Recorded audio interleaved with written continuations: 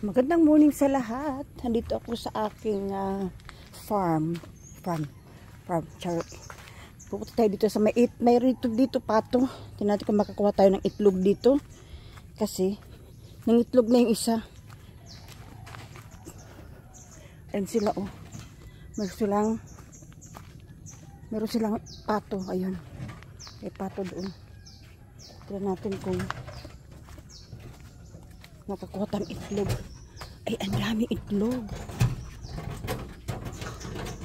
Ang daming itlog. Ayun, meron siyang itlog. Tingnan natin kung makapasok tayo. Ay, ganito lang pala ito. May itlog doon, oh. Ayun, oh. Ayun na pala yung pato. Inuupuan din niya yung ano, oh. Ayun. Nangitlog din pala yung pato doon, oh. Ayan. Hindi tayo makakakuha ng itlog dyan. Dito lang tayo sa manok. Kasi, nandun yung pato eh. Nililiman niya yung kanyang itlog. Dito tayo sa kabila. Meron dito guys yung ano, yung manok. May naglilimlim din dito na manok eh.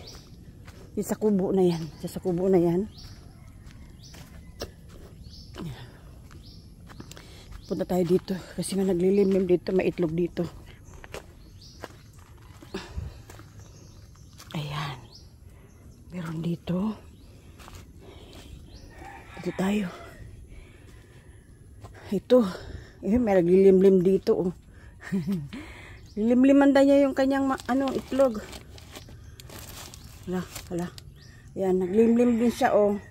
Pero sa kabila, wala yung wala yung ina. Ayan, may itlog din oh. Kuha tayo ng itlog. Wala dito yung ina. Dalawa. 4. Ang dami oh. Siyam yung itlog.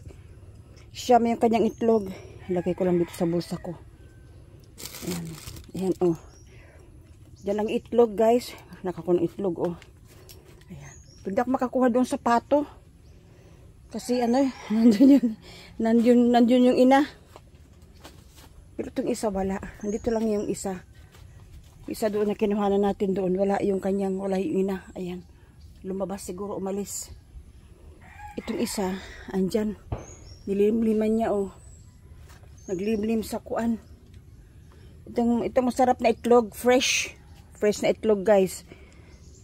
From the bottom of the chicken. O, diba? Sariwang itlog. Sariwa. Yeah. Nilimliman yan. Umalis yung inahan. Yan. Meron akong pang scrambled na itlog. Yan. Meron tayong pang sa umaga. Hindi ako makakuha dun sa pato.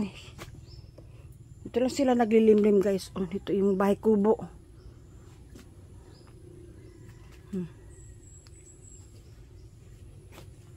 Ilan na lang natira?